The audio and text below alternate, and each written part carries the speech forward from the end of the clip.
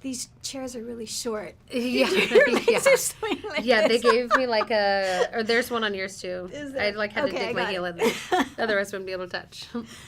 I want to talk a little bit about the genesis of After and how it started. I mean, I know I had read that it started on Wattpad, which is a fan fiction app or site. Yeah, so it's not only fan fiction, but at the time when I was writing it was mostly fan fiction. But you can write anything from poetry to sci-fi that has nothing to do with another story.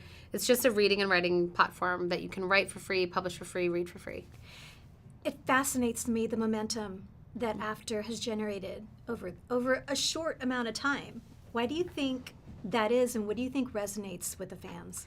I mean, I would love to know exactly why, but I think after meeting so many of them over the last few years, I think it's just relatable. Even if you can't relate necessarily to Hardin or Tessa, or you didn't have this like epic first love, people still leave their home for the first time. They make new friends. They have their first breakup, their first heartache, their first time trying to fit in. And then as the story evolves with the novels and hopefully more movies, it's more about the parents and the relationships with why kids are the way they are because of their parents. And I feel like I've had mothers say it made them be able to have more open dialogue with their daughters. I've had daughters say that it made them be able to forgive their parents. And I feel like there's just something, there's so many different topics and so many different things in the series and in the first film that you can find kind of something for everyone.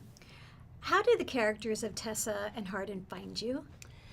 Randomly, honestly, it came from the inspiration from writing on Wattpad, where I knew I wanted this kind of tattooed, harsh personality, very kind of set in his ways guy to meet this girl who feels like or thinks she knows everything and everything is planned in her life, and then they on paper seem like they have nothing in common, but then classic literature brings them together and then they fall in love.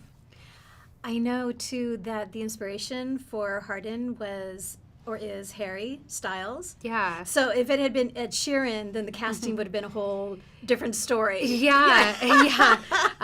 It's funny because Ed Sheeran's actually in the book too, but no one ever notices. He's in a small part of the party. I put a bunch of different celebrities. But yeah, even with casting for Hero, people were saying like, he doesn't look like Harry, but I'm like, Hardin kind of became his own thing. And even Hardin doesn't even look like Harry, even from the first chapter, because he had, at the time, Harry Styles didn't have that many tattoos, but he was just kind of a shell for the story.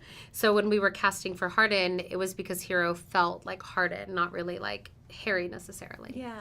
I know you can't get into details about this, but you had to be specific about what you wanted to translate from book to screen. Not everything in the book got translated onto film.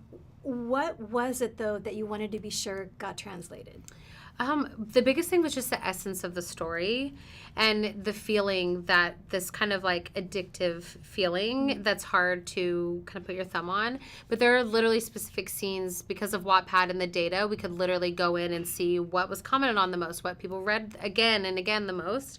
So those scenes we made sure, even if we changed the dialogue and things, that those scenes were still there. So most of the film, there's of course going to be some surprises because otherwise it'd be like, we don't want the exact same thing. It just doesn't work translated anyway.